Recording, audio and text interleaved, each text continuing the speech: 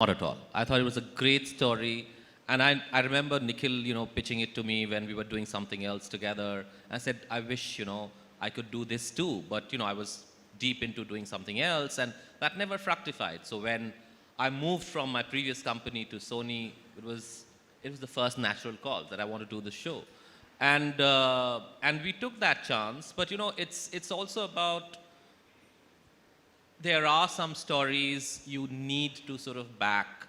And while we were starting out at Sony, we were very convinced that how do you stand out from a plethora of stuff being thrown at the audience.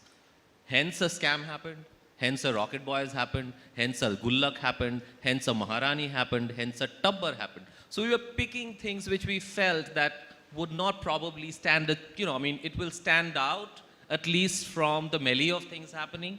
And we went after them. Rocket Boys was tough because it was a large show. It was a big show, big canvas. Two seasons together, not easy in the middle of, all of that was okay. But then a pandemic was thrown into this thing, how worse can it get? You do a big show and you have the worst thing that can happen to planet Earth in 100 years, right? And in spite of that, kudos to Nikhil, kudos to Sid, kudos to this team. Everybody pulled out all stops to make a show of this mammoth scale without faltering one bit. Of course, there were bad days, but the fact is, if you look at it, they've managed to make something which I think will stand for posterity. I think for sure, yes. Like I said when I began this, it is truly one of the finest shows to have come out from India. It truly is. Coming back to Ishfaq and Jim, when an actor is playing a character, right, you have your own interpretations of the characters. But when you're playing a non-fiction character like these ones, was there anything that you as actors could bring to it? Because one, you have to stay true to who they were as well. So how do you navigate a process like this when you're portraying a non-fiction character? Yeah, it's not, you don't have to be too dogmatic about it. There are facts, but then there's so many, it's like a graph. You got to connect the dots. You have the dots, but then you know how you're going to navigate between the dots. It's as simple as that. And I think there was enough. At the end of the day, I think also, every story, irrespective of the backdrop, it is a human story. And that if we kind of, because we were encouraged and, it's like a natural call for this kind of story to approach it that way.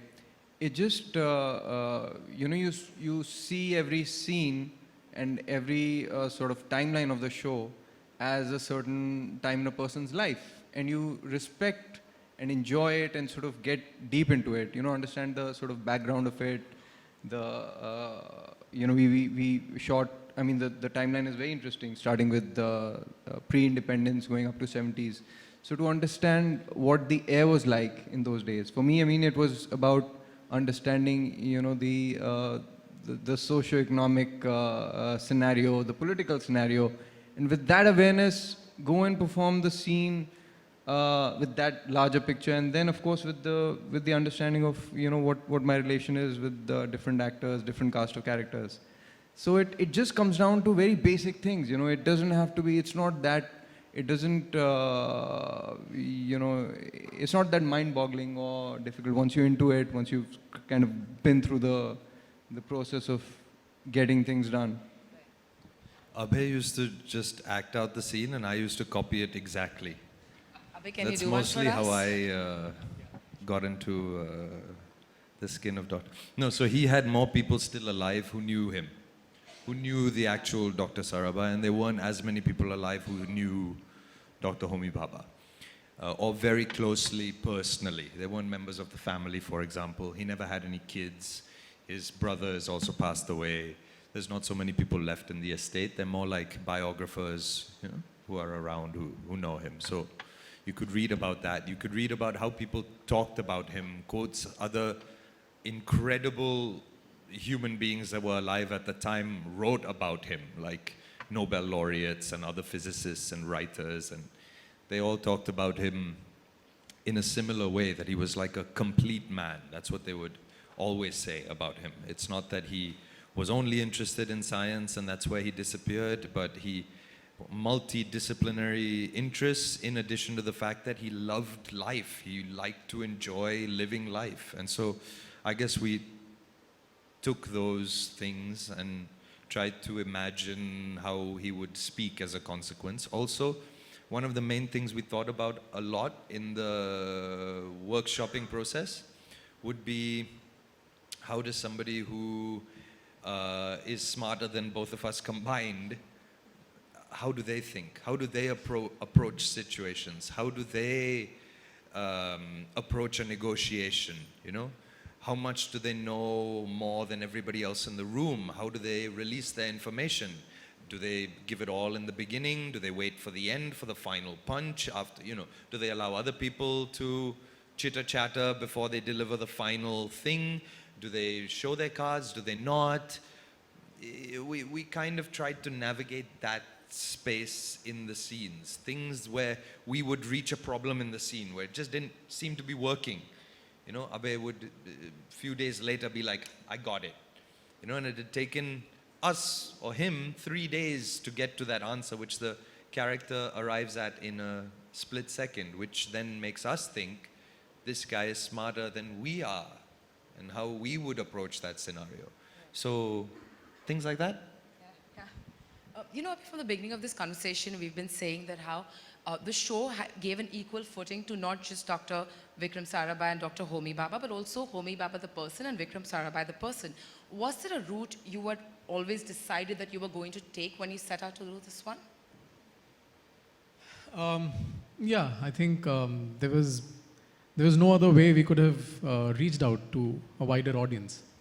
If we had just made it a show about two scientists, one trying to make a rocket, the other trying to make a bomb, we would have never been able to reach out to, variety of people, you know. I mean, today a 45-year-old man or a 60-year-old woman or even a 20-year-old boy or a girl, they all like the show.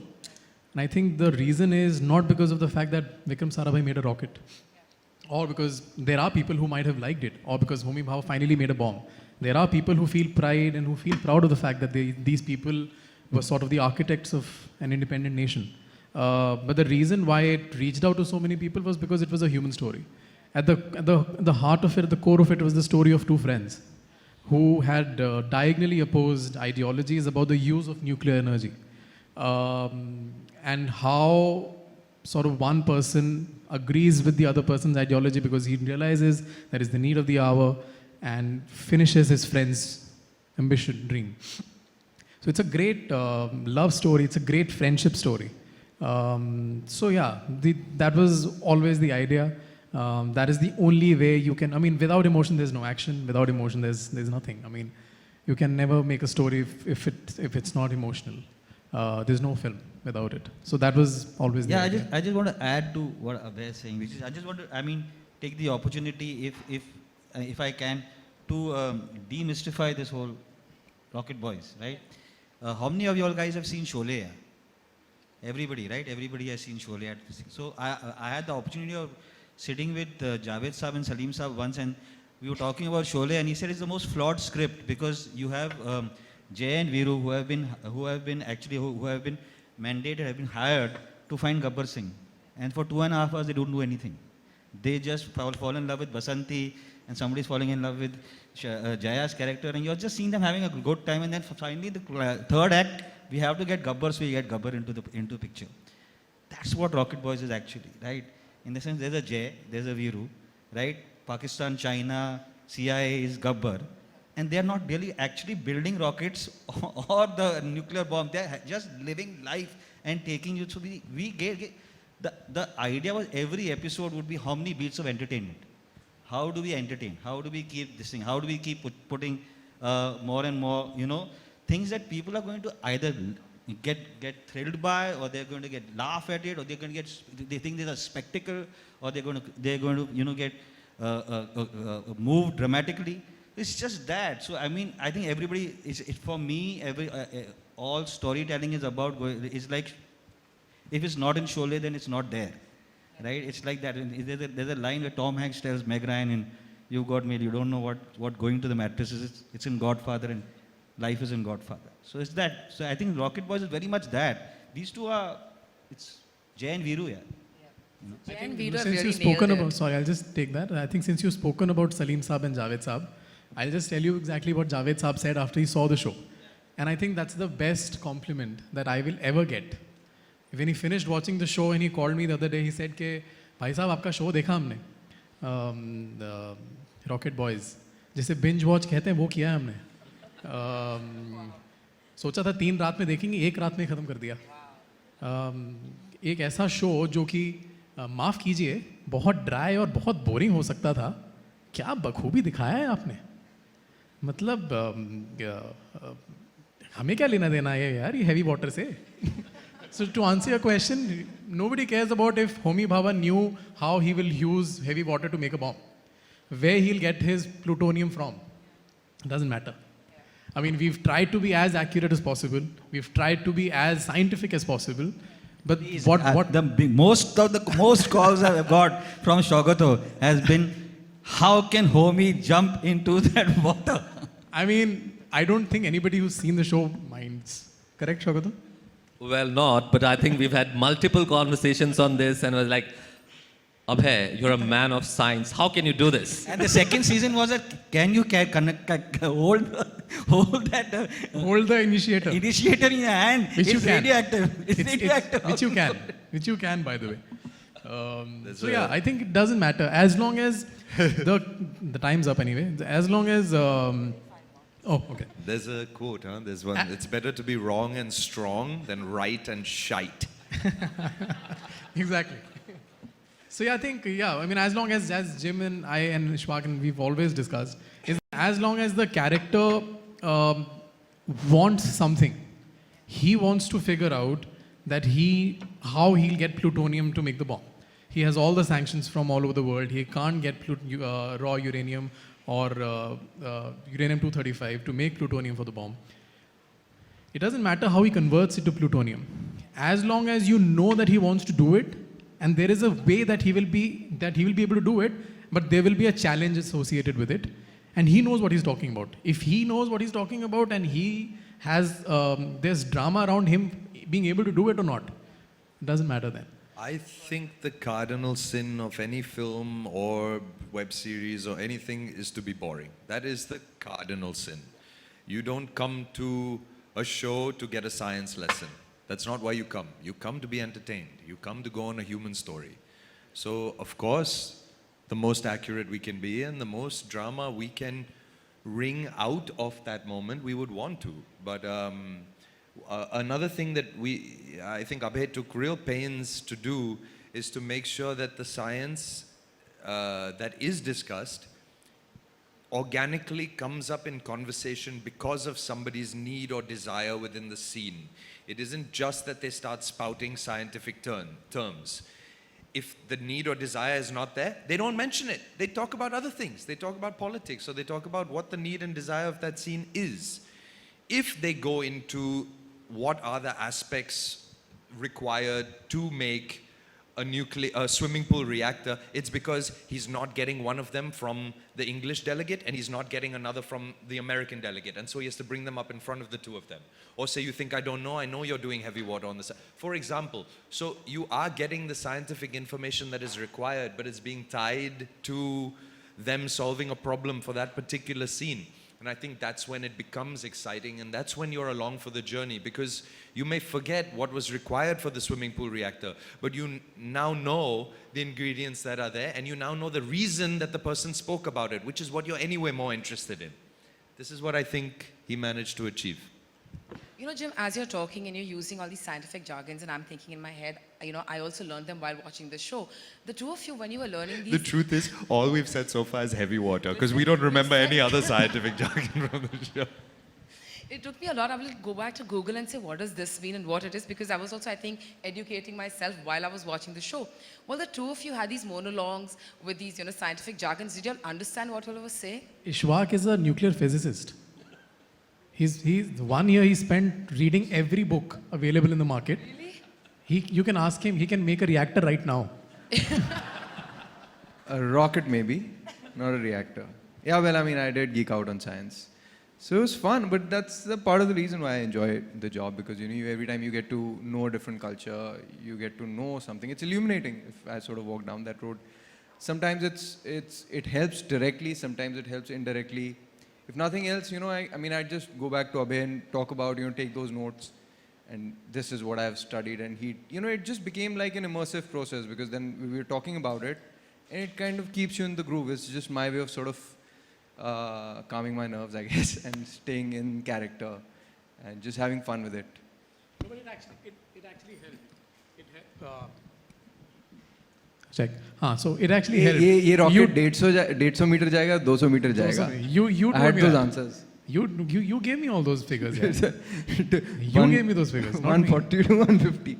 No, but that's what I was talking about. He pushed me in that direction, because I would kind of go to him and ask him, is this okay if I read up on this? And he'd be like, yeah, go ahead and tell me if you find something interesting, and let's get some of it in this, Japan and this and that. I would read enough to understand what I was speaking about in the scene. No, honestly, I didn't know any more than that. That's I think it helped. I think it helped that we were not. We started seeing them as scientists, but we ended wanting everybody to see them as patriots. I think that was a very big decision.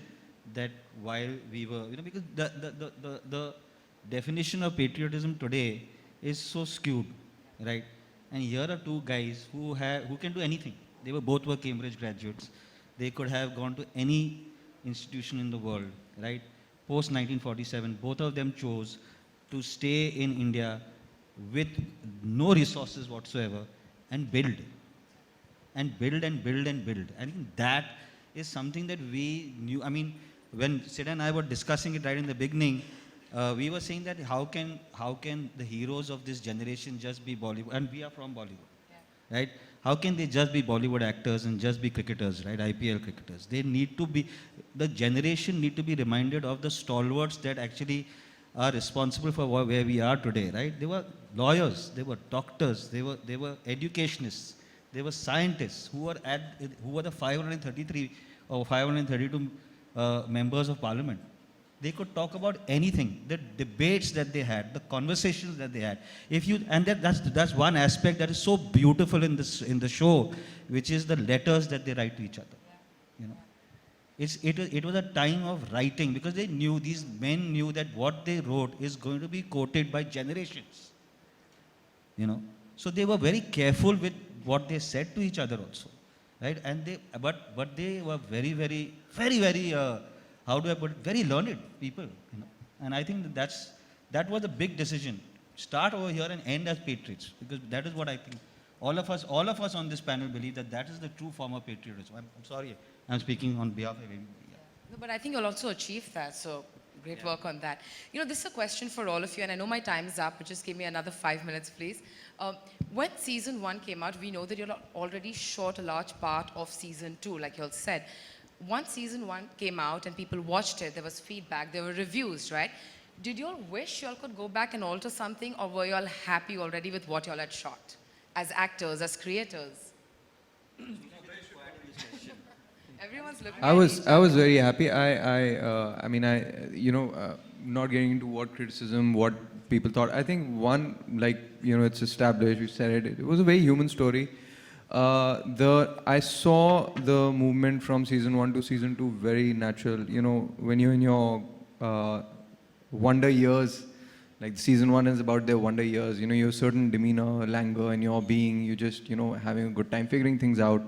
But when you assume a position of power, when you're kind of dealing at the highest level in policy making, the background changes. It's about politics. It's about what repercussions, what will be the implication of your actions, all that.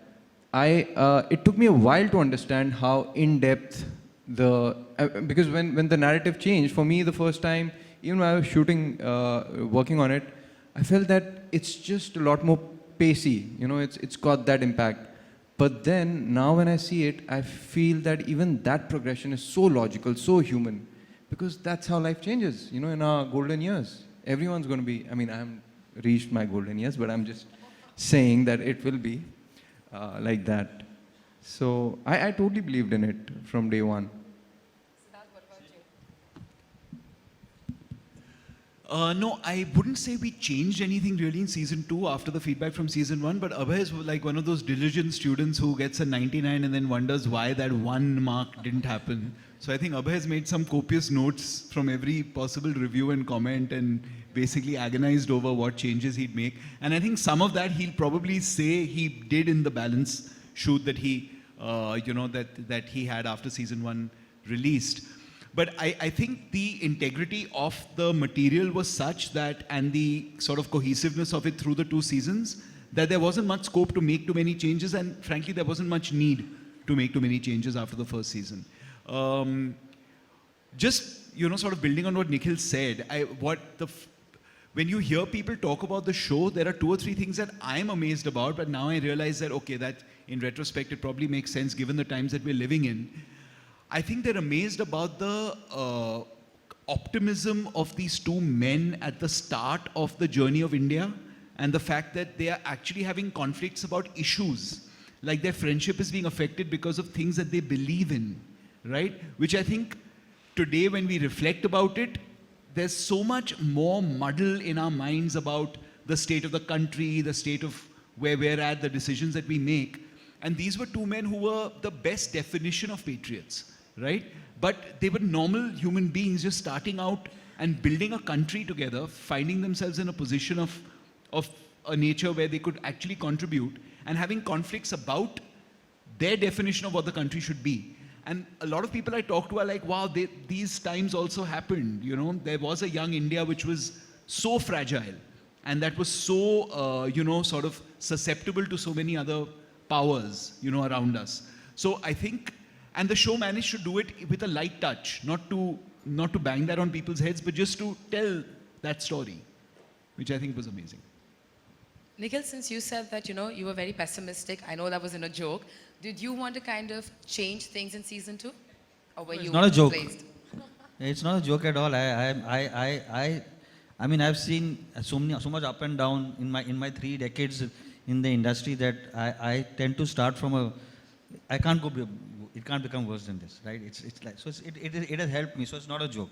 No, I think I have to subscribe to what Sid said, which is that our job as producers on the show was just to make sure that, I mean, I know that we may have fallen short of giving Abhay the vision that he had with regards to where he can, and I'm quite sure, 20 days more of shooting, several crore rupees more, and Abhay, I mean, this can become, honestly, if it's not already to be considered, it could have become something even way.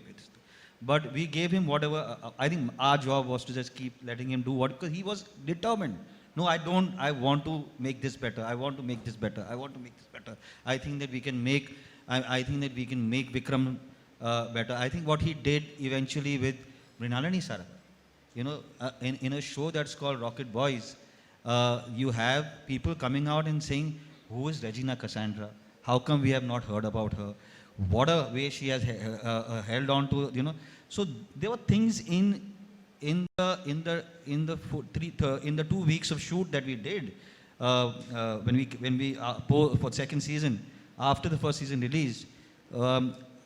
I honestly, it's not. I've told him that you're being overindulgent. You don't need to do this. Abhay and I would have a fight every morning and every evening. We would fight right? It was, and sometimes I would call Jim to speak to him, or then he would. We were speaking. So there were times we were not speaking to each other. We were speaking through various people, right? But I think that whatever we did was because he had a clear idea that this is what I can do with this. I can make this better. Till today he still feels that, I should have given him more. That's a separate conversation. What did you want more, Abhay? I think the time's up. I think we'll have to do another session. No, I'm just joking. I think I know the limitations that we had because we'd shot most of it. And we had about 10 days of shoot left. Somehow they gave me 5 more days of shoot, so we shot for 15 days. So I know what those 5 days of shoot cost. Those additional 5 days of shoot do cost. I mean, I did end up shooting some sequences. So does Shaugat. Actually, it was 16 days or Really? something. We were supposed to shoot for 10 days after the release of season 1. We ended up shooting for 16 days. And I know what those 6 days actually cost. And we had to construct sets and all of that. I mean, it was a huge cost that all of us they had to bear because of the fact that I wanted to make things better. So I am happy with whatever I got. When I look back at it, of course, I mean, even Nolan thinks that 200 million is not enough. So I'm not saying I'm there yet.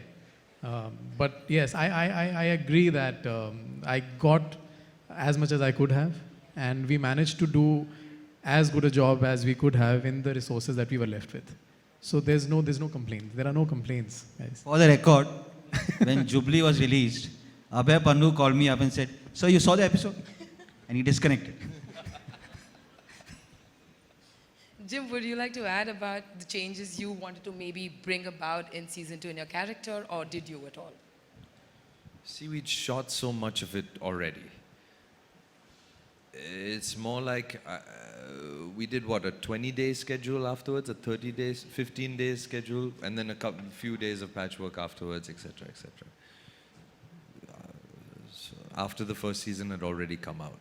So then it was more like hoping that the work you had done to age them, not just with the prosthetics and all, which does help a lot, but more with demeanor and character. Hope that is there. Because we did discuss that a lot. We did discuss, you know, when you're younger, you're more brash, you're more hot-headed, you haven't been battered by life as much, you know, and also your understanding of weakness in general is a bit more limited.